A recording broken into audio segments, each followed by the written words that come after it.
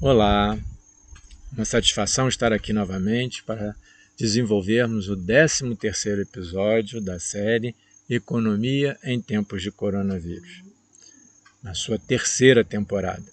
Hoje tratando do tema mídia e consumo. Sempre lembrando que a nossa abordagem está amparada no livro Economia, Consciência e Abundância, cujo link está na descrição desse vídeo. Então, qual vai ser a nossa estratégia de desenvolvimento desse tema? Nós vamos, em princípio, definir mídia e consumo, como nós estamos entendendo esse tema. Depois vamos tratar como esse tema é abordado na teoria econômica predominante, baseada na escassez, conforme vídeos anteriores, e como esse tema poderia ser tratado na proposta de economia baseada na abundância, que também está em vídeos anteriores, baseada na abundância, como o próprio nome já diz, não é mesmo? Então, verifica-se que são abordagens diametralmente opostas. Então, o que seria mídia nesse contexto que nós estamos desenvolvendo esse episódio? Bom, mídia pode ter muitos entendimentos, né? Mas nós estamos considerando algo parecido com propaganda e publicidade. Os estudiosos dividem esses conceitos, definem, diferenciam, mas nós vamos trabalhar mais ou menos com esse escopo e especialmente ligado ao consumo. Então, mais ou menos esse é o recorte do que nós estamos fazendo para desenvolvermos esse nosso vídeo de hoje. Então, o que seria a mídia? É um dos setores mais poderosos do mundo, setores econômicos mais poderosos do mundo, e que tem um poder imenso nas suas mãos, né? E que pode ser utilizado para o lado bom e para o lado que não é bom, né? Pela sinuca de bico civilizatória que nós estamos enfrentando, em termos sociais e ambientais, é muito provável, né, que esse tema esteja sendo tratado de uma forma destrutiva, em harmonia com o conceito de teoria econômica predominante que nós desenvolvemos anteriormente. Então, o que seria a mídia? Em termos gerais, grosseiramente, seria a técnica de comunicar. Seria, de uma forma geral, a mídia, né? E qual seria o objetivo dessa técnica de comunicar, como nós estamos abordando nesse vídeo? Seria basicamente o objetivo de induzir a pessoa a comportamentos que, sem o discurso midiático, a pessoa não teria aquele determinado comportamento. Então, é um estímulo a comportamentos, né? Então, esse seria o objetivo da mídia, né? E qual método que essa mídia utiliza para cumprir o seu objetivo? Basicamente, é vasculhar o que de mais íntimo nós temos para buscar vínculos entre os nossos sentimentos, as nossas percepções e a mensagem que está tentando ser veiculada pelo anunciante. Então, é basicamente dessa forma que a mídia consegue atender o seu objetivo, né, de induzir comportamentos, né? E qual é o discurso padrão, especialmente direcionado para consumo, né? É que consumo traz felicidade, né? A felicidade vem através do consumo, né? Que nós já vimos em vídeos anteriores, que não é uma verdade completa, né? Uma parte é verdade, mas não é completa. Inclusive, talvez a parte importante, claro, mas a que traz bem-estar duradouro não é bem essa parte, né? Da nossa felicidade, vamos dizer assim, né? Verdade que felicidade passando fome não é fácil, né? Então, existe essa parte do consumo, né? Mas existe uma outra parte que não é satisfeita com bens e produtos econômicos, né? Então, como nós vimos já em vídeos anteriores. Então, esse é o discurso padrão. Felicidade através do consumo. E quais são os recursos utilizados? Basicamente, os nossos sentimentos. Amor, raiva, ódio e principalmente culpa. Usa principalmente a culpa. E como que isso acontece? Um exemplo muito claro. Nós estávamos participando, em certa ocasião, num determinado vídeo sobre mercado de luxo, e um dos estudiosos relatou o caso de uma pesquisa que ele teria feito, que foi a mídia, por exemplo, direciona produtos para as mães, por exemplo, as mães que trabalham fora. Então, muitas das vezes elas se sentem culpadas porque trabalham fora e têm dificuldade de dar atenção para os filhos, cuidar da casa e etc. Ser esposa também. Então, com esse sistema patriarcal que nós temos, a mulher fica muito vulnerável, especialmente a mãe, mãe de família. Então, existem produtos que têm um discurso, lógico, subliminar, que se você comprar o produto X, você vai ser uma boa mãe, você vai ser uma boa dona de casa. Então a pessoa, mulher, mãe, que trabalha fora, que tenha dificuldade de cumprir adequadamente, de forma adequada, as suas tarefas como mãe, como dona de casa, ela acaba tendo um estímulo, se sentindo culpada por isso, de comprar aquele determinado produto para dar conta da sua culpa. Bom, não, eu sou boa mãe, eu uso esse produto, e claro que isso não é consciente, isso é veiculado de forma inconsciente. A pessoa não percebe essa manipulação que está sendo feita com ela. Por isso que vasculham os nossos sentimentos, o mais profundo que existe em nós, para capturar essas fragilidades emocionais, para explorar isso e associar à mensagem que o anunciante deseja que seja passada. Então, e a linguagem, utiliza a linguagem da sedução, prometendo muito mais coisas do que efetivamente é capaz de cumprir. Então, esses recursos que são utilizados, por explorar o lado que nós não temos consciência dele, ele acaba resultando num estado de carência permanente, porque isso estimula o consumo de muitas coisas supérfluas, porque nós estamos comprando inconscientemente esses produtos, e promovendo a carência daquilo que é essencial, como nós vimos no vídeo sobre necessidade. Tem muita ligação com esse vídeo de necessidade. Então, nós acabamos vivendo no pior dos mundos, ou seja, consumimos um monte de coisas supérfluas e ficamos carentes das coisas que são essenciais, gerando então esse sentimento, esse estado de carência permanente, que é o estado perfeito para ser explorado por esses recursos midiáticos, para veicular as mensagens dos anunciantes. Então nós consumimos o que o anunciante deseja e não o que nós efetivamente precisamos e desejamos. Então esse é o que nós estamos basicamente considerando como mídia. E o que seria o antídoto para isso?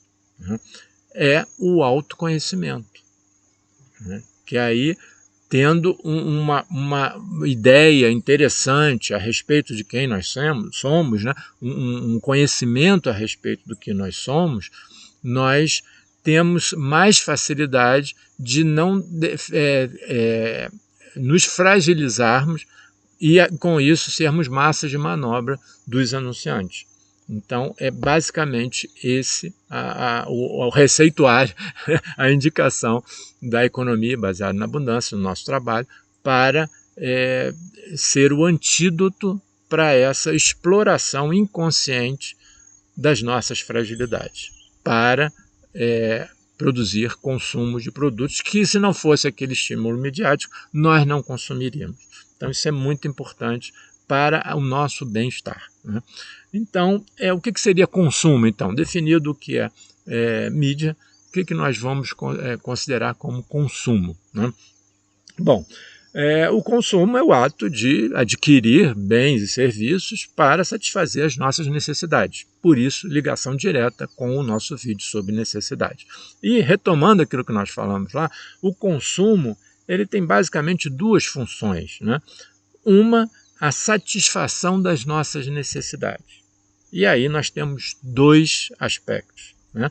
As necessidades que são autênticas, genuinamente nossas, amparadas num autoconhecimento, né, da nossa singularidade, a percepção da nossa singularidade, e outra parte é aquela que é induzida pelos anunciantes, de forma a explorar as nossas fragilidades inconscientes.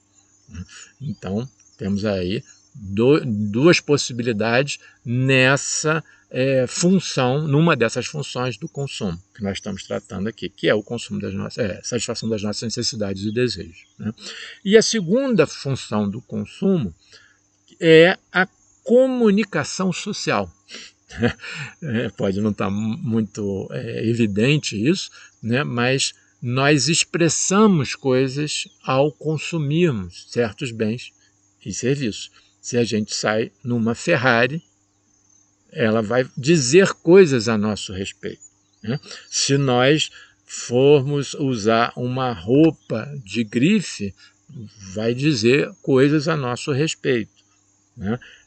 Reconhecidas, né, caras, vamos dizer coisas a nosso respeito, né?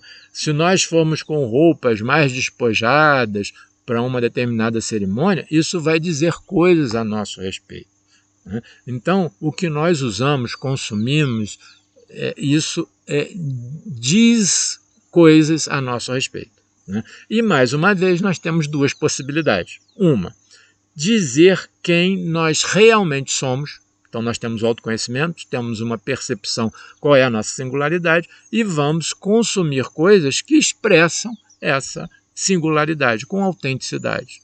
E outra possibilidade é querer mostrar uma coisa que nós não somos.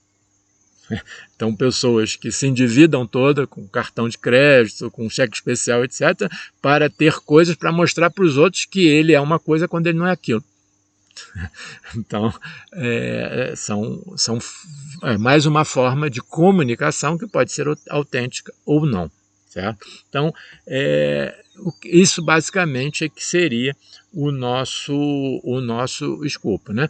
Por exemplo, de consumo que vai expressar uma coisa social que nós não somos, né? Nesse mesmo vídeo sobre mercado de luxo, esse pesquisador falou também, relatou um outro caso, um outro achado da pesquisa dele, onde ele foi numa determinada comunidade, pessoas menos favorecidas, e a pessoa, ela tinha a embalagem de um detergente em cima do tanque, só que ela comprava um outro detergente mais barato e usava como refil, enchia a embalagem vazia do detergente mais caro com o detergente mais barato, escondia a embalagem do detergente barato e colocava em cima do tanque para as pessoas que visitassem visse a embalagem do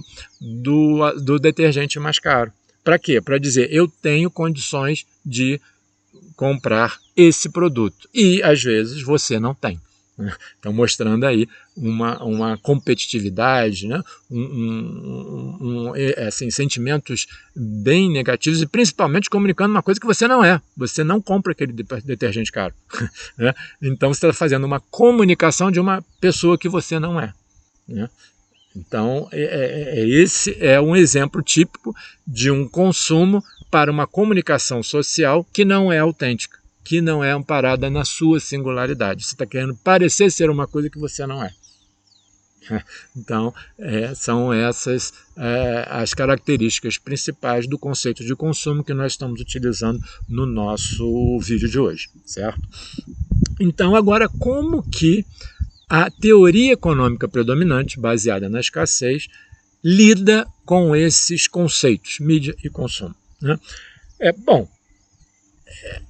como a teoria econômica predominante é baseada na escassez, ela se expande com a expansão da escassez, é óbvio que quanto mais consumo, quanto mais necessidades e desejos você tiver, maior é a sua contribuição para a expansão da escassez, porque vai forçar mais os recursos escassos que nós temos, né, sociais e ambientais, vai ter uma pressão maior sobre eles e fazendo com que essa pressão gere uma carência, né, gerando muito provavelmente um aumento de preço, uma carestia, uma dificuldade de acesso a esses recursos, o que é fomentador da desigualdade social. Então, isso está tudo amparado na teoria econômica baseada na escassez, como nós vimos em vídeos anteriores, né? Então, quanto mais consumo, melhor. O que, estimulado pela mídia, que explora o nosso lado inconsciente, as nossas fragilidades, né, isso se transforma em consumismo, que é o consumo desprovido de significado, né, normalmente exagerado, mas principalmente, mais do que exagerado, aí não é uma questão só de quantidade, claro, quanto mais quantidade, maior a pressão sobre os recursos sociais e ambientais, gerando problemas socioambientais. Mas talvez o mais importante não seja isso. O mais importante é que é desprovido de sentido para a pessoa, porque aí ela se torna ainda mais frágil e massa de manobra muito fácil pelos anunciantes. Então, isso aqui é o mais importante para o nosso caso, porque você dizer para uma pessoa que está passando fome que ela tem que reduzir o consumo, não faz sentido, né? Então, nessa perspectiva que nós estamos desenvolvendo, é um consumo que seja amparado, né, na sua autenticidade, no seu ser singular, nos seus referenciais internos, né, que faça sentido para a pessoa. Isso aproxima de um bem-estar duradouro. Então, essa é a proposta, né, do que seria, já avançando um pouco, do consumo para a consciência emergente. Mas, voltando à questão do consumo, né, mídia, consumo e teoria econômica predominante, quanto mais consumo, melhor, né? Então, leva a gente para o consumismo, que é um problema pessoal e coletivo, social e ambiental, né? Então, esse é o reforço das características humanas mais deploráveis, né? Como nós vimos, competitividade, egoísmo, competição, hostilidade. Então, é a exploração das piores características humanas, que é harmônico com a teoria econômica baseada na escassez, né, que efetivamente explora essas piores características humanas. Então, é uma visão de consumo bastante harmônica com a proposta de expansão da escassez, de concentração de poder e de geração de desigualdade, de oportunidade, né? Então, esse seria o aspecto principal do entendimento de mídia e consumo para a teoria econômica predominante. E qual é o resultado disso, né? Problemas sociais e ambientais, como nós estamos vendo ao redor, né, de tudo que nós estamos experimentando, né? Então, esse é a abordagem que é dada para a mídia e consumo pela teoria econômica predominante. E qual seria a abordagem de consumo e mídia pela teoria da economia baseada na abundância, que é a proposta do nosso trabalho, né? Bom, primeiro é entender essas três funções do consumo, né? Primeiro, consumo para satisfazer as necessidades autênticas. Aí vale retornar para o vídeo sobre necessidades, né? O episódio 5 dessa série. Então, ali está tratando dessas questões do que é um consumo, né, uma satisfação de necessidades e desejos autênticos da pessoa. Né. A segunda questão é para expressar quem nós somos de verdade, né? A expressão plena do ser singular que nós somos.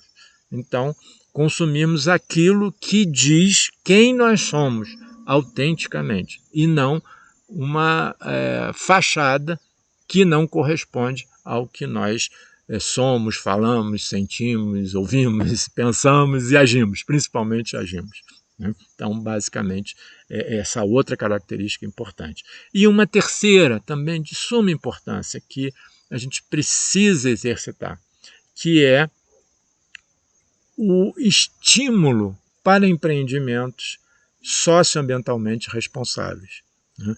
Porque os nossos atos de consumo, eles dão vida aos empreendimentos. Né? Então, que empreendimento nós vamos vivificar com nossos comportamentos de consumo? Então, isso é de suma importância para os problemas sociais e ambientais que nós estamos vivenciando. Né? Então, cada gesto nosso, cada ato de consumo, cada comportamento de consumo é um gesto de dimensão planetária. Isso é importantíssimo, né? Vai afetar o mundo todo, né? Considerando o agregado de todos os comportamentos de todas as pessoas que consomem nesse planeta, isso dá um impacto gigantesco na sociedade e no meio ambiente. Então, cada um de nós é uma parcela desse efeito impressionante sobre a sociedade, sobre o meio ambiente. Então, nós precisamos resgatar, né, retomar esse poder nas mãos para podermos estimular aqueles empreendimentos que nós acreditemos que eles são capazes de contribuir para amenizar os problemas sociais e ambientais que nós estamos vivendo, especialmente a desigualdade de oportunidades. Né? Então é importantíssima essa função também do consumo entendido pela teoria da economia baseada na abundância. Certo? Então, essa percepção de que os nossos atos de consumo têm uma amplitude planetária, né, uma dimensão planetária, isso é um aspecto muito importante para a nossa saúde emocional, mental e física. Né? Por quê? Porque quando você não tem essa perspectiva, você começa a olhar para o mundo dos problemas sociais e ambientais e acha que você é totalmente impotente, não tem capacidade nenhuma de interferir naquilo. Né? Você é simplesmente uma parte passiva daquela história toda. Né? E que isso gera um sentimento de impotência. E esse sentimento de impotência, para alguns estudiosos, ele é assim, um aspecto fundamental para várias doenças que nós estamos experimentando atualmente, como depressão, câncer e etc. Então, essas doenças, né, da contemporaneidade, várias delas, segundo alguns estudiosos, têm como fundamento, uma parte importante dela, esse sentimento de impotência diante das experiências que estamos vivendo, desagradáveis que nós estamos vivendo, né, em todas as esferas, né? Vizinho, família, vizinho, cidade, estado, país, planeta, né? Então, essa sensação de que não pode fazer nada para interferir, isso é, segundo alguns estudiosos, uma parte importante do quebra-cabeça que forma esse quadro trágico de saúde que nós estamos vivendo, com doenças gravíssimas, né, acometendo um número muito grande de pessoas. Né? Depressão, como foi falado, que pode gerar muito suicídio, né?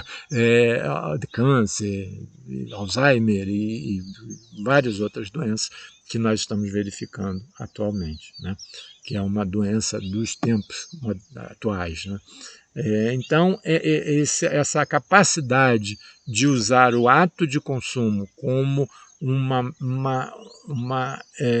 estímulo à solução dos problemas sociais e ambientais que nós estamos vivendo, isso é um antídoto para esse sentimento de potência, consequentemente um antídoto para essas doenças. Né? Não que você não vai ser, se fizer isso, vai ficar imune a essas doenças, mas vai ajudar, segundo alguns estudiosos, a não manifestar esse tipo de enfermidade. Né? Então, isso é um aspecto muito importante de consumo e mídia para a economia baseada na abundância. Né?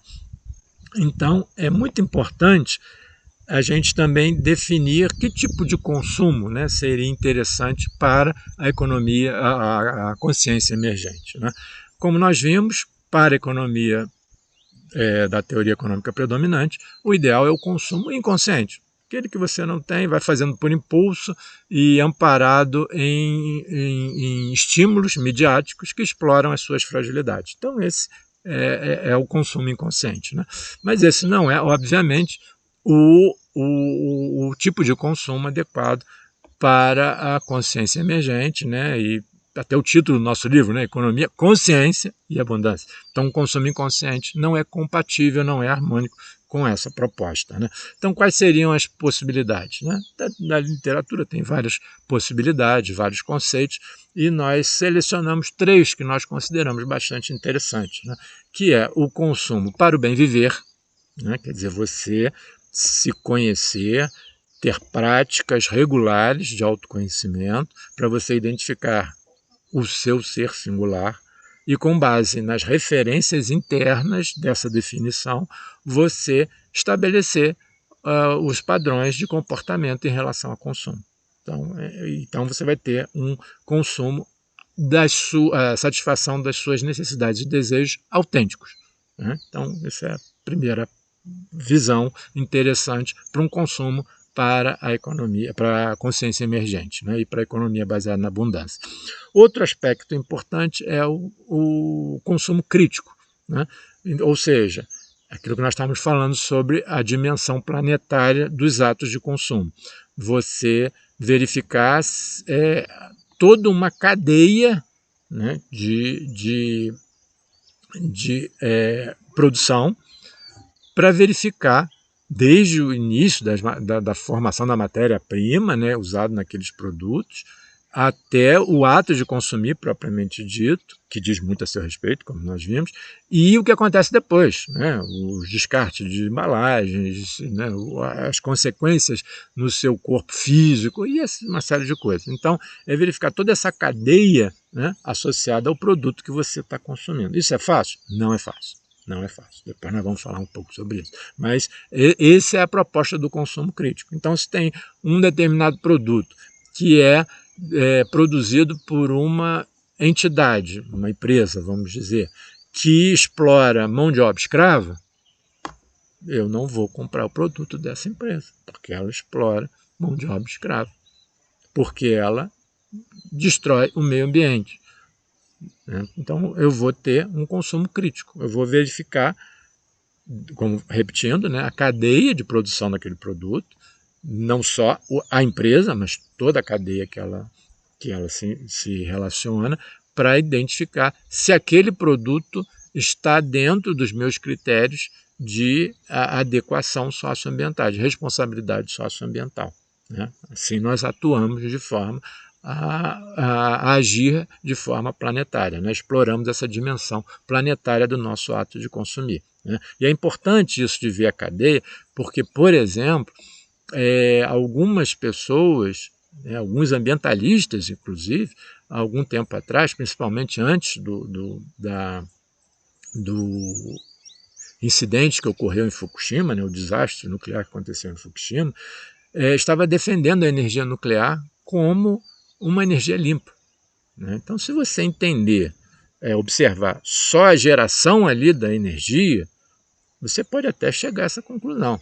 Mas se você for olhar toda a cadeia de produção e de descarte dessa energia nuclear, né, desde a exploração, e quem mora ali na região de Poços de Caldas, né? Sabe o que significa mineração, né?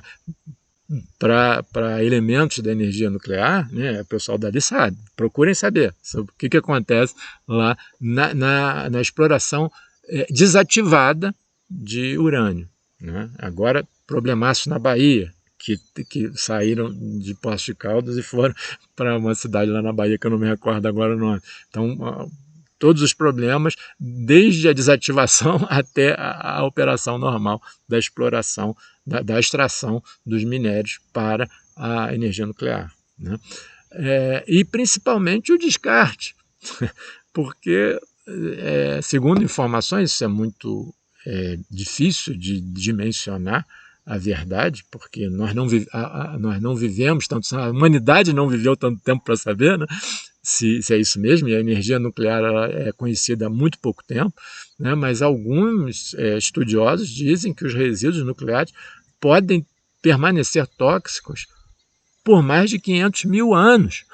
Eu encontrei uma estudiosa uma vez na rua, assim, por acaso, pegando um determinado transporte público, e ela falou: eu estou indo para um evento internacional de cientistas para definirmos um símbolo, alguma coisa que alguém daqui a 10 mil anos possa entender que aquilo é tóxico, porque há 10 mil anos pode ser que ninguém mais fale as línguas que nós estamos falando hoje. E não adianta só símbolos. Se, por exemplo, você botar uma caveira, a caveira diz morte, e isso pode, então eu vou evitar de mexer nesse negócio. Não, porque para mexicano, por exemplo, uma caveira é símbolo de festa. Dia de Mortos lá é diferente, como nós entendemos, né? É um dia de festa. Então, opa, tem uma caveira aqui, isso deve ser interessante. Vai lá e mexe. Então, quer dizer, teve um evento internacional de cientistas para definir um símbolo, alguma coisa que comunicasse que aquele resíduo será tóxico daqui a 10 mil anos, 20 mil anos, 30 mil anos, 50 mil anos, 500 mil anos.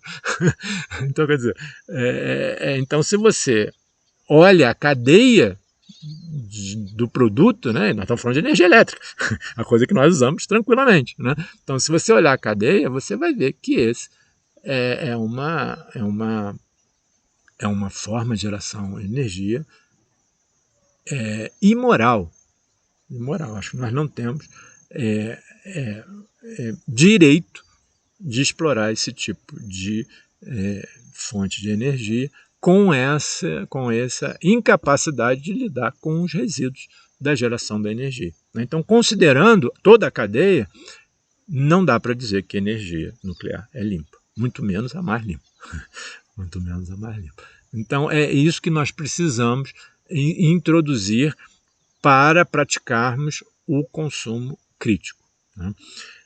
E, além do consumo para o bem viver, singularidade, o crítico, efeitos socioambientais, também é considerado também interessante para a economia baseada na abundância, o consumo solidário, né? Que o consumo crítico pode ser desenvolvido por entidades de grande porte, seja governamentais ou seja privadas, né? Só que, como nós vamos discutir num vídeo posterior, a escala dos empreendimentos, já falamos disso antes, quanto maior o empreendimento, maior a concentração de poder, consequentemente, maior a desigualdade de oportunidades. Porque a concentração de poder é uma face da mesma moeda da desigualdade, que é outra face, né? Desigualdade de oportunidade. Então, o consumo solidário ele vai buscar o consumo local, né, mais próximo, para evitar transportes e todo o desgaste socioambiental dos longos deslocamentos de bens e serviços, né, que é o contrário do que está acontecendo com a globalização, né, e os problemas que nós estamos vendo hoje, né, no mundo, né, a Alemanha passando problemas seríssimos, né, por ter, né, gerado uma dependência, né, de energia de outros países, né? Então, e agora com conflitos esse fornecimento está prejudicado, né? Então, vivendo situações muito sérias, não só a Alemanha, toda a Europa, todo o planeta, né? Mas essa questão de buscarmos satisfação das nossas necessidades e desejos longe, né, onde a gente não tem controle. Então, esse é um fato importante da gente buscar o local, né? Tanto a questão da soberania pessoal, municipal, estadual, nacional, né? Seja lá o que for, né? Então, uma soberania para ter condições de satisfazer as necessidades e desejos, e também a questão da solidariedade, da economia solidária, né? De ser empreendimentos de pequeno porte, de forma mais artesanal, de forma mais próxima da face humana, né? Então, coisas menos industrializadas, menos processadas, né? Então, é uma forma também interessante, que se processar de uma forma mais de acordo com as feições humanas, né? Não coisas gigantescas que, né, você precisa de instrumentos, máquinas e tecnologia que são indisponíveis para as pessoas. Então, isso tudo impacta também tanto no acesso, que coisas muito grandiosas tende a concentrar nas mãos de poucas pessoas, né? Poucas pessoas têm condições de levar empreendimentos muito grandes, né? Então concentra na mão, seja da iniciativa privada, seja das pessoas que se consideram representantes de governo. Então, esse consumo solidário, ele implica também nessas questões, né? De procurar o local e o que está mais harmônico com as feições humanas, né? De porte, de escala, né? De processo produtivo e etc. Né? Valorizando o local, valorizando as pessoas, valorizando as culturas, valorizando a diversidade, né? Então, isso tudo é dentro do escopo desse conceito de consumo solidário, né? Então, essas três tipos de consumo para o bem-estar, o consumo crítico e o consumo solidário, são conceitos considerados interessantes para a prática da economia baseada na abundância, né? E a gente entende que seria harmônico com as aspirações da consciência emergente que essa economia tenta atender, a economia baseada na abundância tenta atender, né? Então, esse é o escopo, né, o entendimento do que seria consumo para a economia baseada na abundância, né? Então, o que nós vamos ter com isso, né? Com esses filtros, né, filosóficos, esses filtros existenciais, esses filtros de singularidade, eles vão filtrar, né? Vão selecionar as ações, os comportamentos de consumo que vão direcionar o nosso consumo para as necessidades e desejos autênticos que nós somos e tender a expressar quem nós realmente somos, né? Então, é o que é o desejável para essa teoria econômica. Com isso, baseado na abundância. Então, com isso, nós verificamos, né, que o nosso consumo não vai ser inconsciente e, consequentemente, alimentar o consumismo. Muito pelo contrário, né?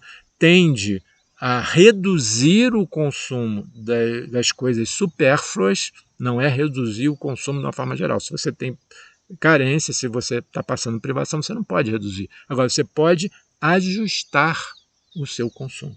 Porque, como nós vimos, quando você consome de forma inconsciente, você pode encher a sua vida de superficialidade, de coisas supérfluas, e ficar carente das coisas que são essenciais. Isso vai gerar o pior dos mundos para a pessoa. Ou seja, a vida vai ficar entulhada, vai ficar pesada, difícil de carregar, difícil de manter limpa, confortável, né? Porque ela é pesada, né? E, ao mesmo tempo, passando privação. Então, você vai passar privação e ter um entulho, né? Conviver com entulhos, né? de coisas supérfluas.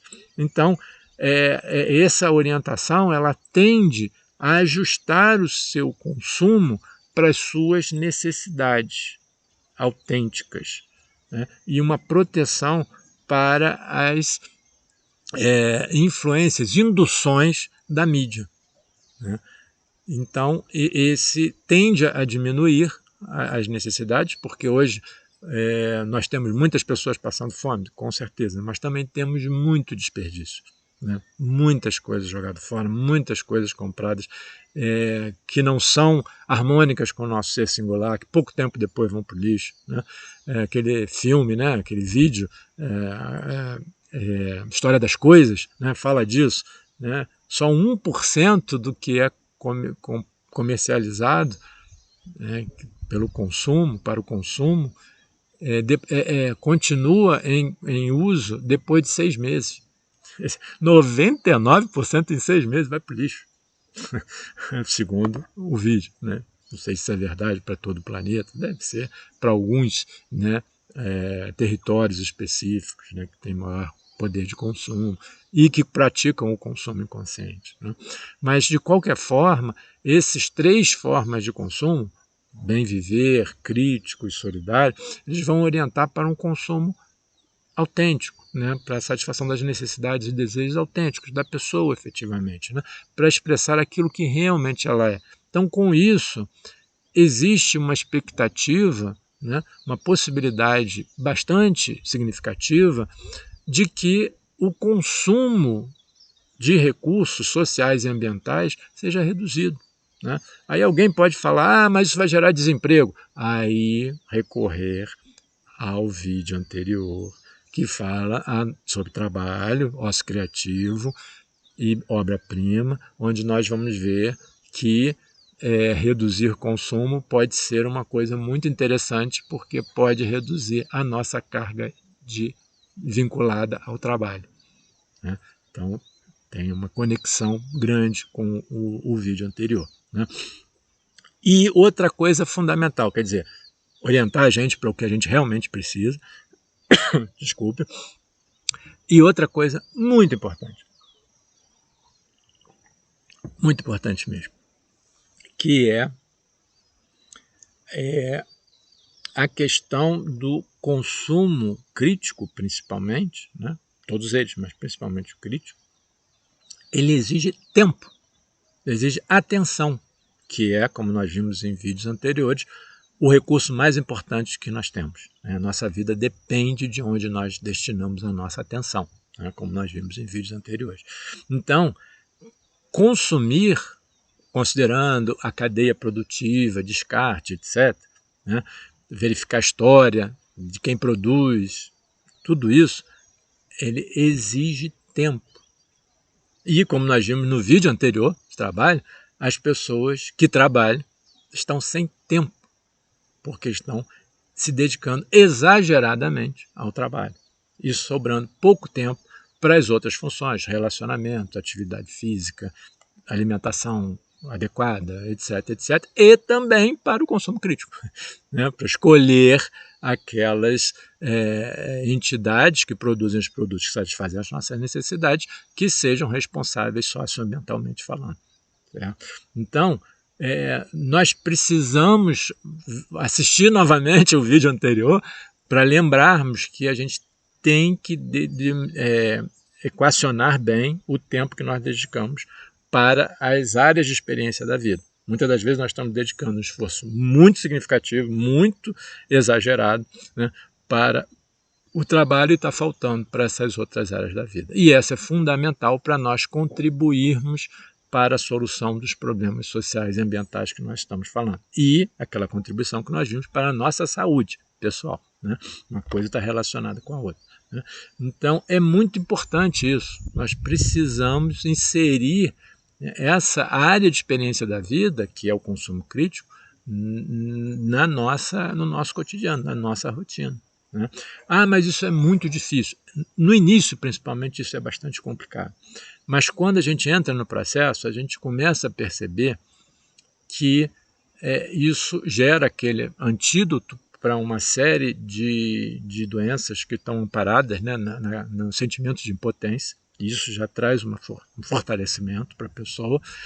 E, além disso, começa a reduzir o consumo de coisas supérfluas. Então, isso faz com que a gente tenha que dedicar menos tempo para o consumo crítico. Porque a gente tende a consumir menos coisas supérfluas. Sobra mais tempo para a gente fazer as outras coisas da vida. Não vai ficar só envolvido com isso. E então passa a ser uma atividade que, depois de algum tempo, prazerosa. Porque você se sente fortalecido em relação ao sentimento de impotência e você não precisa toda hora estar vendo essas coisas, porque você começa a consumir menos supérfluo. E o que é essencial, normalmente nós fazemos isso. Normalmente nós já analisamos os prós e contras da decisão, etc, etc. Né? Porque elas são essenciais e exigem isso. Então, passa a ser um processo natural e até prazeroso. Muito importante essa questão. Né? Então, precisamos de tempo, vídeo anterior, trabalho, ócio criativo e obra-prima, né? E esse empoderamento, né, contra o sentimento de impotência. Né? Então, essa é a base principal, né, o enfoque principal do mídia e consumo para a teoria econômica predominante. Né? Então, qual é o resultado dessa prática sugerida pela economia baseada na abundância? Né? Bem-estar duradouro, né? Pela questão da saúde, pela questão da autenticidade, né? E de evitar a sangria de atenção e recursos para coisas que são supérfluas e faltar para aquelas que são essenciais. Lembrando o vídeo sobre necessidade, vídeo 5. Né? E a questão de contribuir para a solução dos problemas sociais e ambientais, que não tem preço. Não tem preço. Né?